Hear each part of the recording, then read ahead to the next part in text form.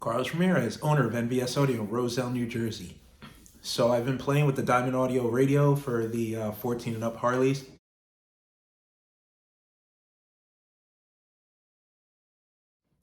For the entire day today, I've been playing around with the features, and I've been getting text messages and phone calls and messages on YouTube, messages on Facebook, asking me if this is going to be better than the Soundstream V2.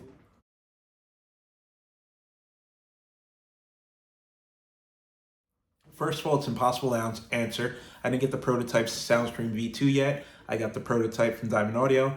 The Diamond Audio is ready to release, and these guys spent a lot of time adding really useful features and making sure that they work the way they're supposed to. Everybody keeps asking if the DSP is a real DSP. It is a real DSP. I won't get into the specifics. I'll do that tomorrow in my full review video, but it is a true DSP. And it's not a 6-channel DSP. It's actually a 10-channel DSP. I'll explain tomorrow how it works. They spent a ton of time on this radio. The features are really, really good. It doesn't have the noise issues with Sound Digital or Common Ground amplifiers like some of the Soundstream radios did. But it's not fair to compare brand new units coming out today to units been out a year or 2 years. So when the Soundstream V2 comes out, it's going to be interesting to see what feature set they go with on this radio. So we can't compare the V2 because it's not out yet. So obviously it's going to have an advantage over radios that have already been out 6 months, a year, 2 years, because it's the newer platform. They got to study the strengths and weaknesses of the other radios, carry over the strengths, eliminate the weaknesses. So it's not fair to compare it to the V2 because the V2 is not out yet. On paper, it looks like it's going to be a really close fight. And then we really win in all this as consumers because Diamond Audio built a great product. Soundstream has no choice but to come out with something equal or better. And I feel Rockford Fosgate fell a little bit short in the release of their radio. I was kind of disappointed. I don't understand why they didn't put Android Auto in it. It literally killed half the market right there. They made it a little too simplistic, but the RCA outputs were really good on the Rockford radio. And if you're building audio and don't need the frills and features, the Rockford radio is solid. And if you have an iPhone, maybe that's one for you. And the Rockford came out a little expensive. But there's diehard Rockford fanatics that buy the Rockford radio, and it's cool. There's going to be diehard Diamond Audio fanatics. They're going to buy the Diamond Audio radio. Cool. It's diehard Soundstream.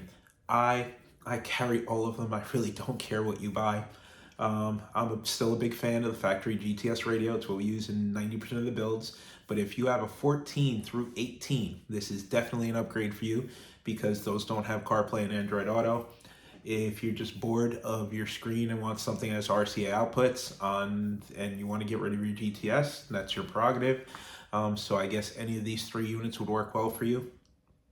This is definitely the best unit I've tested this far. So I don't know how true that'll be once they release the Soundstream V2. The features on the V2 Soundstream are super promising. And one thing that the Soundstream definitely will have over the Diamond Audio is it's got a bigger screen. So the screen's like an inch bigger on the V2. But they've done some stuff to this Diamond Audio radio. So I want to see what Soundstream does. It's going to be interesting. Diamond Audio has set the bar really, really high. So if Soundstream even just matches it, it's going to be great for all of us because you're going to have more choices for our clients. Clients can have more choice. And if they exceed it, it's going to be a game changer. So either way, as consumers, we win because Diamond Audio released a piece that's awesome. So now it's going to force Soundstream to really put the time in. And they've been developing the V2 radio for a while. Me and Ronnie talk all the time. So I don't think they're going to disappoint us. I think they're going to come out with something just as good with a different set of features. So it's going to give the clients options. But as of right now, it looks like you can't lose with either one of these head units. I'm super impressed with the Diamond Audio head unit. We just had a Zoom call yesterday going over all the features. That was so Ryan and his team did a live Zoom with the radio installed, went over all the features live. I actually flashed my unit while I was on the Zoom with them, and it is the easiest, most streamlined.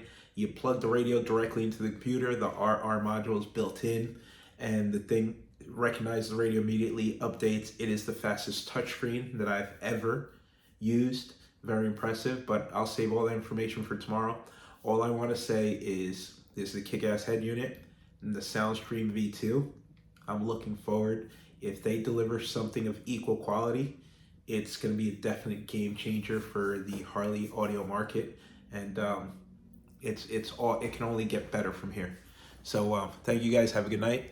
Full video will be up tomorrow on the Diamond Audio.